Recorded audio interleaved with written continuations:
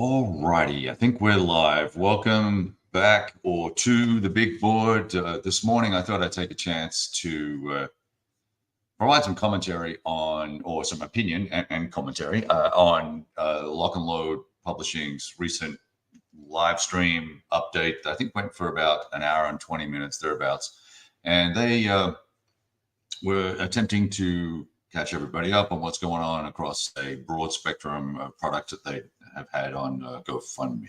I think we're clocking in at about a couple $100,000 worth of orders and things like that. So it's meaningful to a lot of people, particularly myself. I believe I have orders in for all of their products except for the Stuka product, or the J87 or whatever it's called. Hey there, Richard. Welcome on YouTube. So I wanted to sort of provide some, I'm not going to call this coaching, but I wanted to provide some comment on what I think I heard. And I've listened to most of the presentation. I looked at it first on Facebook and really couldn't see a lot of the commentary on Facebook. And I went over to YouTube last night and sort of skipped through the video, but then also looked at the commentary. And so let's just sort of net it out in case you don't want to sit here through the whole thing. I am feeling much more confident about where Lock and Load Publishing is currently at in terms of their progress and their update that they provided. And of course, the caveat is, yes, Kevin is a huge fan of Lock and Load Publishing titles. I enjoy playing nearly all of them, and I would count myself as a friend of David's. So while this may, you may take that all with a grain of salt, right? I'm not, I think everyone knows that I don't spare people just because they're friends when I provide critical feedback on things or my opinions on things. So hopefully you'll take all that in context and appreciate what I'm attempting to say here about what I believe is going on with Lock and Load. I have spoken to David 2 weeks ago, maybe 3 weeks ago, to try and get some updates from him. And if you watch the video, and I'm not going to play it all now, obviously, because this is going to be hopefully just 15 minutes of me giving you a quick update. But I believe that everything he told me then is pretty much represented here, minus a few internal details and personal details that are not relevant to the game publishing. So put that aside. Now let's talk about what we heard. What I think I heard anyway was that there were, first of all, there was an explanation of his move, the timing of the move, the impact that had on the business. One of his staff members also moved across the country, and all that all kind of happened at the same time. Number one. Number two, there were expectations that all of the games were going to be ready at the end of 2022 to ship and publish. And unfortunately, what has happened is as proofs and prototypes have come in, they've identified, let's call them areas of concern, issues, some fixes, and then there were incremental things that were changed in the Napoleonics game, Glory and Empire, I think it's called. So they had to be adjusted for. They found some items on counters that were problematic. Hey, good morning, Hexy. Good to see you, mate, on YouTube there. And so I think that sort of encapsulated what the issues were, what the internal issues were for the company in terms of the products. And I think when I look at that and where we're at today, right, November 2023, we're nearly a year late, I guess, or maybe it's longer. So yeah, it kind of sucks for Lock and Load. They have missed their, let's call it their promise.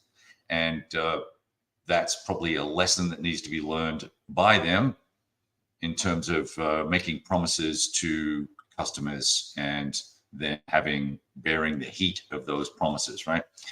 So there was also then a fair amount of commentary about some, I'll call them agitators or detractors, who spent quite a bit of time trying to dig deep into David's personal life, into David's finances, where David was moving, the place he was renting, making comments on Zillow about him, clearly making very, in very carefully worded, non-defamatory but highly incendiary commentary on Board Game Geek, obviously on Facebook and other places. And in fact, some of those folks turned up in the chat. We can see some of these comments. And then there's also just, so those folks, if it was me, I would have just written them a check back and told them to go fuck off, right? Because they literally have been disgracefully rude.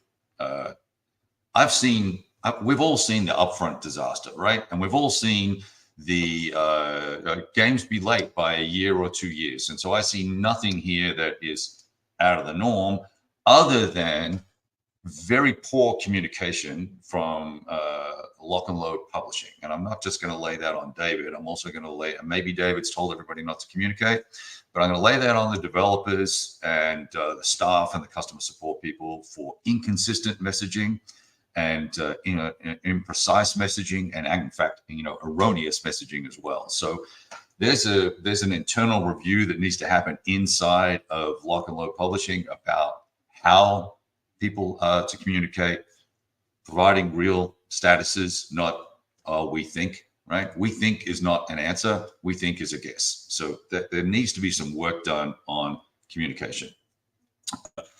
Communications, whether it's skills or effectiveness and also cadence, I think that this has caused most of the problems because there was this big black hole for a number of weeks, if not months, where nothing was communicated. And that causes fear and concern and doubt about the viability of a product or a company or a person. People accused David that he was dying and all this sort of stuff, all this crazy, what I would call crazy stuff, right? So I feel like that if we went through all of the comments here, we'll see that 98% of them, I'll pull a number out of my ass and say 98% of them were all very positive. And I would say that a very small handful of them had just categorically mean-spirited, nasty comments. And then there were some folks who were asking genuine questions. And some of those genuine questions, I think, are to a certain extent none of your business.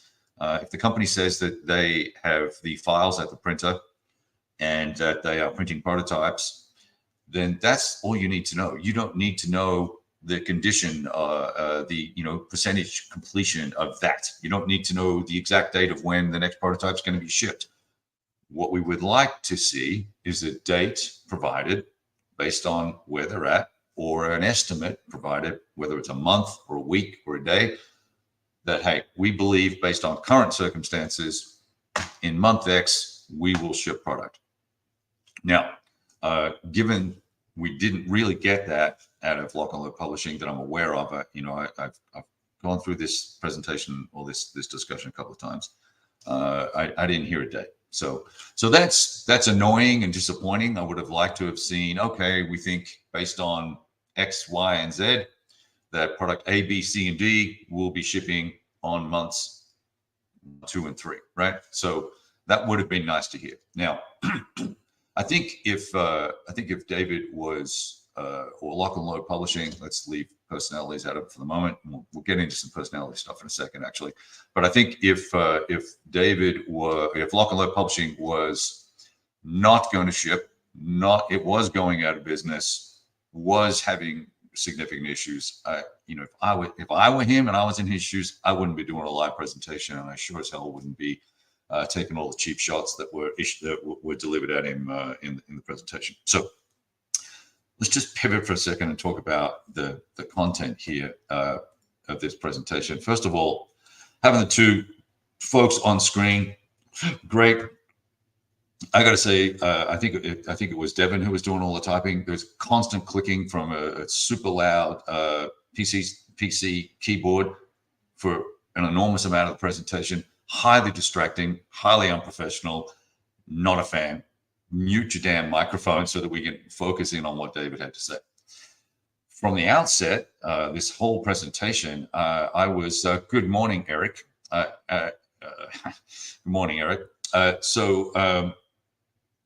I think with David's initial opening, I perhaps I listened to most of it, some of it, and I think there was a missed opportunity there to just clear the table. And he apologized, but then immediately jumped into answering questions. And I don't believe that that was the right approach to calm people down and give people confidence. I think what would have been more effective would have been David apologizing for the current circumstances, the lack of communication, explaining why, giving us an update on each individual product, specifically where it's at.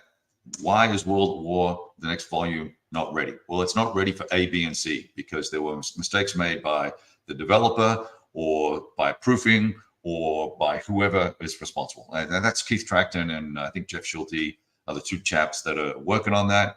If they've made some mistakes and they have caused some concerns or missed things, then I believe that we should hold them accountable and we should say, hey, you need to get that fixed. And here are the things that were wrong. And just be very specific. And the same goes with Glory and Empire. If there were mistakes or last minute changes, then let's just say there's last minute changes and we want to make it a better game. And we're going to add A, B, and C to it. And it's going to be awesome. And that's why we're delayed. Now, unfortunately, we've had that now go across 4 different titles, I think, that are currently outstanding. And there are a microcosm of issues for each of them. So what happened in this presentation didn't, I think, in the early part of the conversation, certainly did not instill confidence. And of course, then we had some detractors. I think it's there's a chap here on Richard. Here he is here, minute 59. This guy, constantly was just berating everybody and just giving people a hard time. And even Mark Flanagan, who's a nice guy, he's obviously got a lot of money at risk because he was asking a lot of hard questions as well. Some of them are really not our responsibility. I don't believe we are entitled to know the complete inner workings of what's going on. So there's a certain element here that is a highly privileged stance of attacking a company because they are not providing you with information that you want. As I said, I think we were owed an explanation for each individual product. We were owed an explanation for all the reasons why. And we are owed an explanation of why there was this gap in communication. And I believe that we got clear answers on the gap of communication and the lack of effective communication. We really didn't get concise, clear, succinct, I'll say that, communication about the specific issues. So it'd almost be great if we could get an email out that said, hey, World at War had these issues and we're hoping that it's going to be ready to be shipped at date Y. And if that ends up being that all those 4 products are shipped at the same time, fabulous. That's great. Let's have that, right? I'm hoping that I'll see a prototype at some point. I may not after this video, but we'll see, right? I might be on the bad boy list, but I think my biggest concern here is I think there was a missed opportunity for us to get some clear, concise messaging out from Lock and Load that said, hey guys, we screwed up here. Here's what we're going to do to fix it. Here's potentially when the products will come, but don't hold me to it because China, right? Or as evil Trump would say, China. So let's try and, I guess I'm at the point now where I would say I will give these guys the benefit of the doubt until the next update, and we will reassess from there.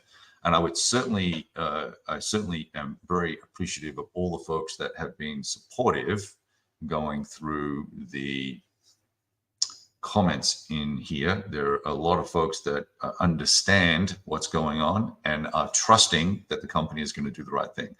And knowing David, not as well as I do, but knowing him and having met him a couple of times and spoken to him several times on the phone, I believe that he will do whatever it takes to do the right thing by customers. But I think there's a significant, and it came out in the video, there's a significant level of frustration, potentially anger at the way his company has been treated and how he's been treated. And if, as I said, if I were him, I would have told these folks to go pound sand and given them their money back and banned them from ever buying from me again. But that's me, and I don't run a consumer-centric company. It's probably a good thing. Because I just wouldn't put up with the sort of nonsense listening to some of this. So anyway, look, I'm frustrated for Lock and Load. I'm frustrated for the customers.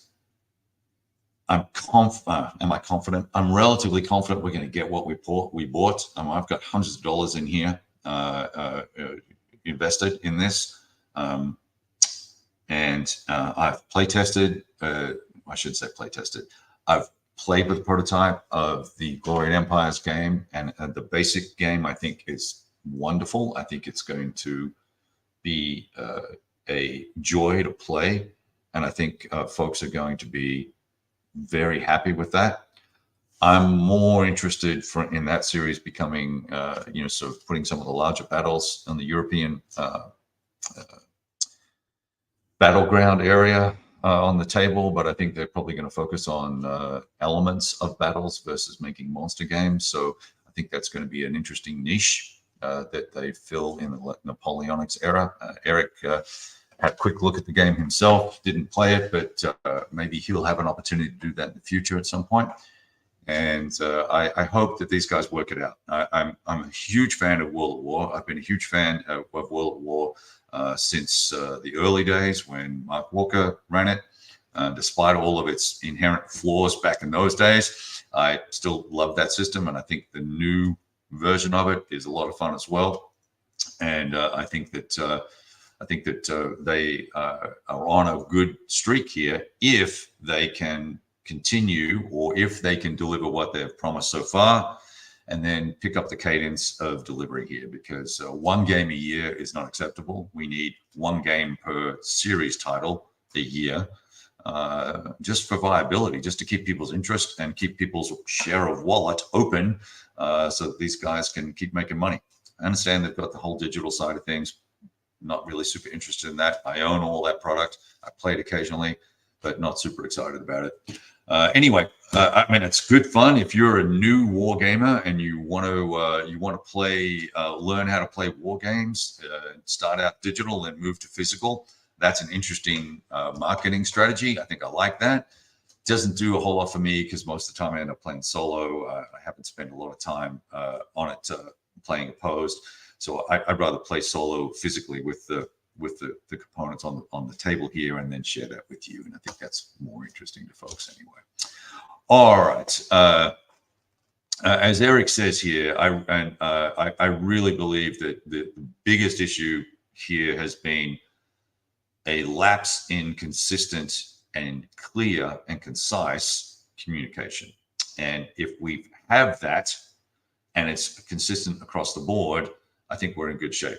I do not believe that whoever runs customer service and is doing customer service stuff, equivocating and making excuses and non-answers are not acceptable. And if you're in that role and you're listening, stop, right? Just stop. If you don't have an answer, tell people you don't have an answer and tell us when you will, and then deliver on that.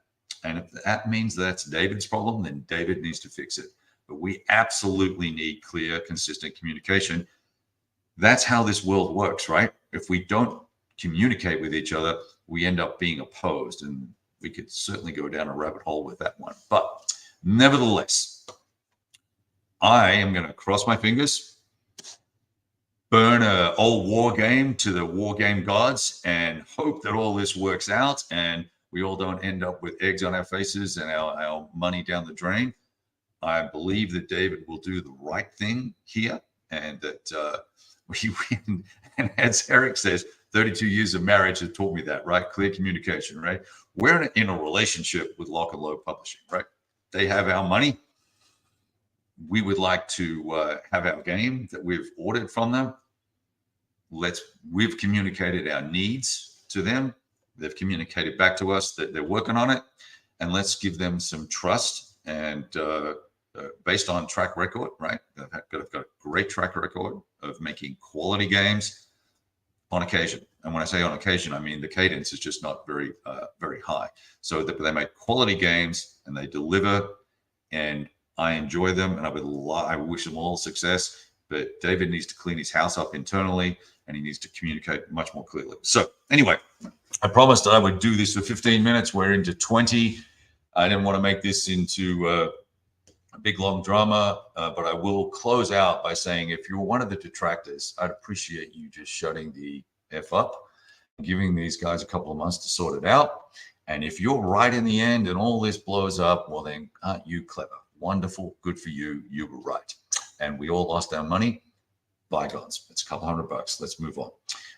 But if we're successful, then I would expect all of you individually to apologize directly, whether in with a letter or a card or an email or a telephone call to David or to the company, and apologize to him that you were wrong. They did deliver.